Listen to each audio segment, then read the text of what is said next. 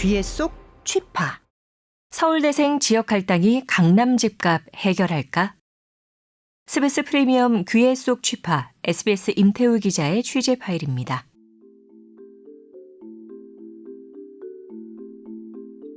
전 세계적으로 명문대학은 그 나라를 대표하는 최고의 교육기관으로 여겨집니다.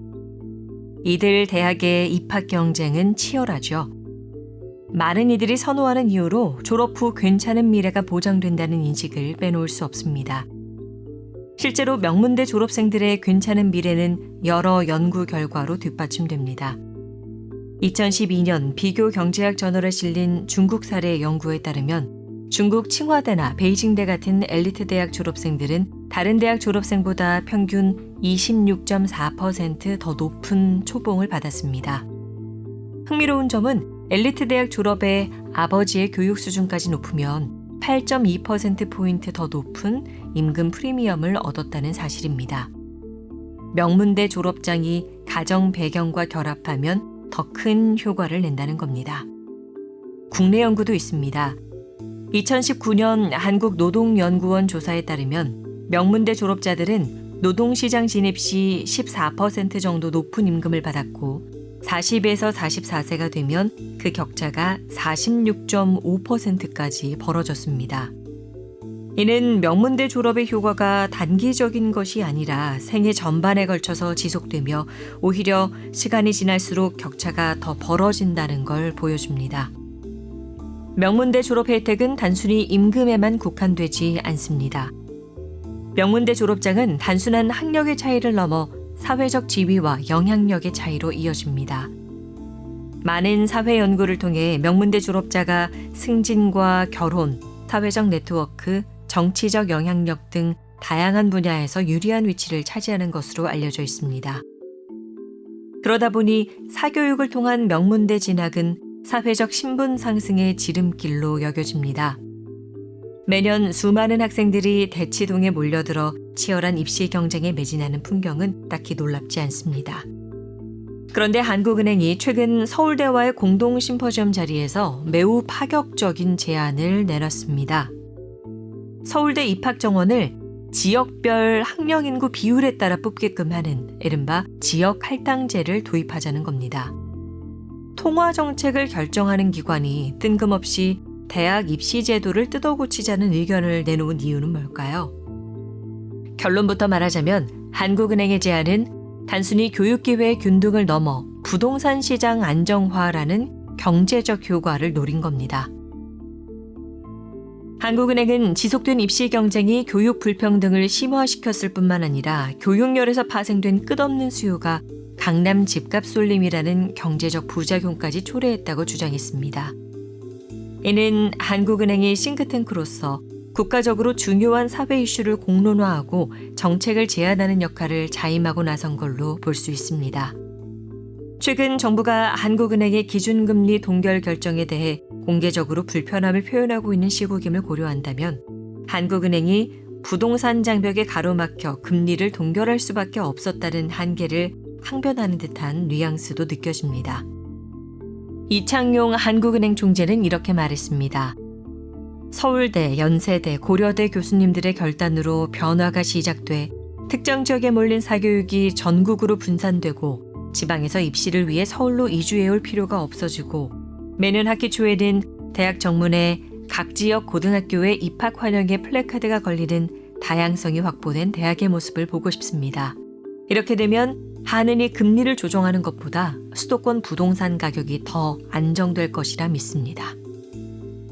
한국은행은 입시 경쟁이 부동산 과열을 야기한다는 주장을 뒷받침하는 몇 가지 통계도 제시했습니다.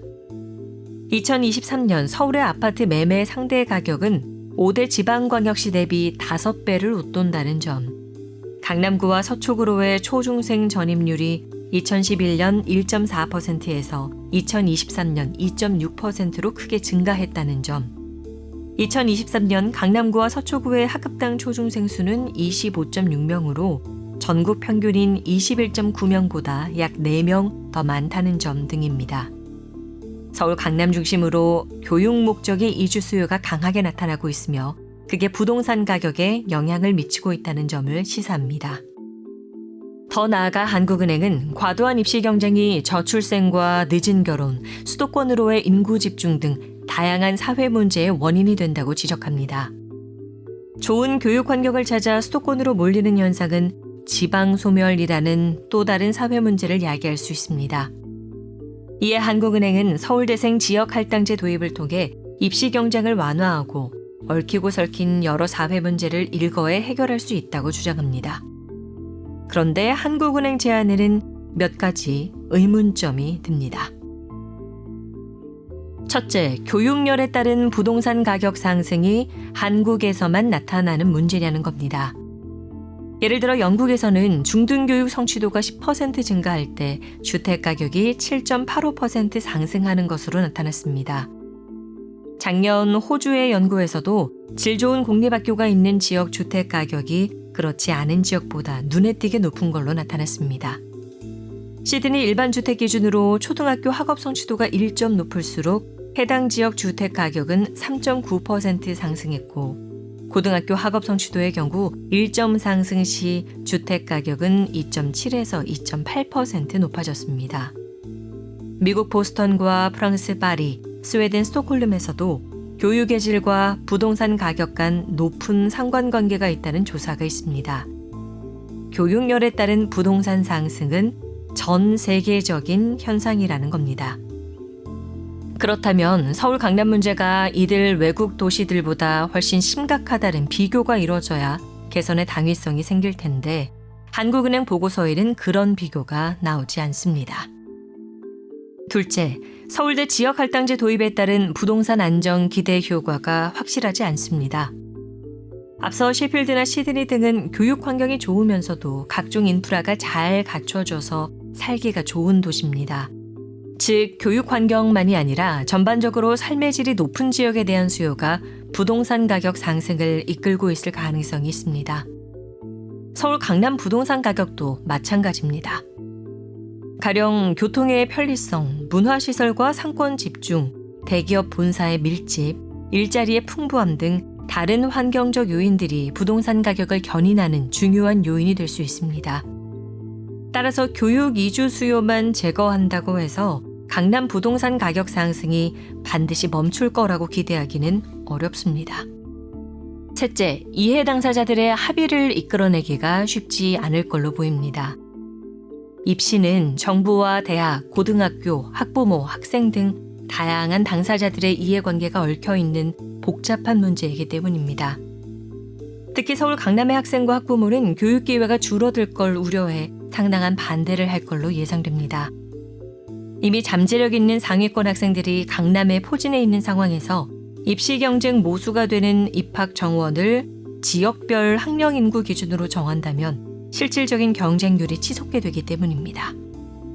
단지 강남에 살고 있다는 이유만으로 하루아침에 입시 경쟁에서 불리해진다면 기본권 침해 논란이 생길 수 있습니다. 서울대도 고민일 수 있습니다. 다양한 지역 인재 확보와 입시 경쟁 실종에 따른 학생 수준 저하를 놓고 득실을 저울질할 가능성이 큽니다. 결국 인간의 본성과 시장에 보이지 않는 손에 의해 차곡차곡 만들어진 대치동 공화국 체제를 허물기 위해선 상당한 사회적 갈등과 비용을 치를 수밖에 없습니다. 한국은행의 주장처럼 완전한 형태의 지역 할당제를 시행하는 대학은 전 세계 어디에도 없습니다. 지역이나 인종, 사회-경제적 배경 등을 고려해 부분적인 할당제나 우대 정책을 시행하는 정도가 대부분이죠. 그런 점에서 한국은행의 제안은 극약 처방에 가깝습니다. 복용 리스크가 크다 보니 이 약을 쓰려는 의사도 먹으려는 환자도 모두 부담입니다. 이 약을 먹고 100% 확실하게 나아진다는 보장이 없다면 말입니다.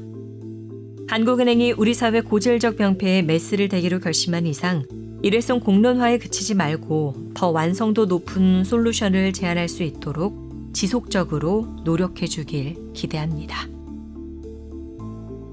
여기까지 SBS 임태우 기자의 귀에 쏙 취파, 저는 아나운서 최혜림이었습니다.